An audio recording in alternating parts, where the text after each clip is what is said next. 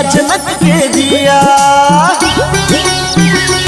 आयो सिया जनक के दिया भेला पाहुन राम, सिया जनक के दिया भेला पाहुन राम। स्वर्गो सा आयो स्वर्गो सा सुंदर अपन मिथिला धाम, स्वर्गो सा सुंदर अपन मिथिला धाम। सिया जनक के दिया भेला पाहुन राम, सिया जनक के दिया भेला पाहुन राम। स्वर्गो सा सुंदर अपन मिथिला धाम, स्वर्गो सा सुंदर अपन मिथिला धाम।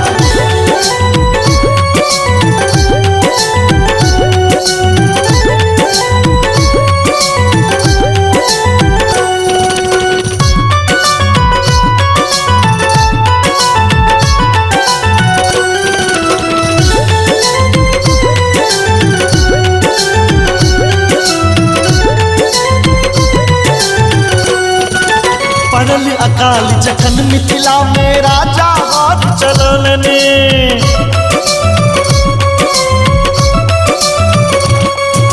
धरती तोर ससिया जन्म ली देखते कोर उठौलने।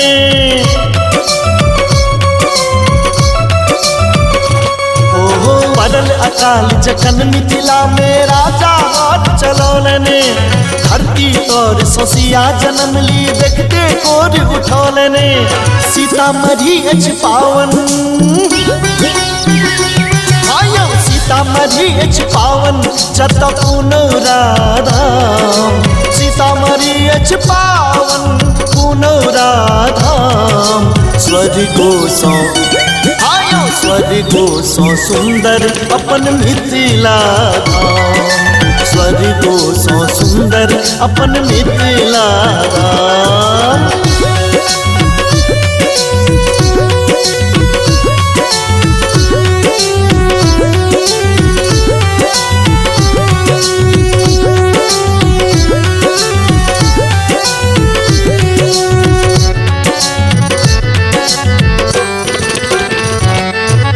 मंडन सन विद्वान जत के सुगा वेद पढ़ै छल,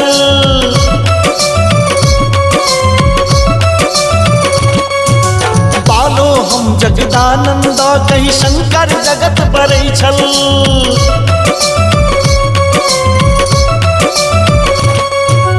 मंडन सन विद्वान जत के सुगा वेद पढ़ै छल, बालो हम जगदानंद कही शंकर जगत बरै छल। वेद पुराण के चर्चा आयो वेद पुराण के चर्चा ल भारती प्रमाण, वेद पुराण के चर्चा ल भारती प्रमाण। स्वर्गो सा आयो स्वर्गो सा सुंदर अपन मिथिला धाम, स्वर्गो सा सुंदर अपन मिथिला धाम।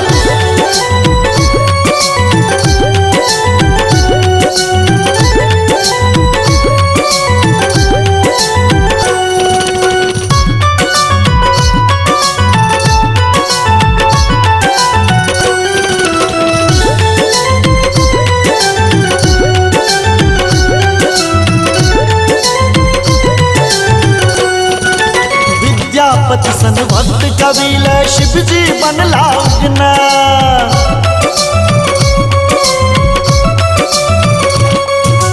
भोरी साँझ ओ टहल बजाबत नाम परल भंग पिसना।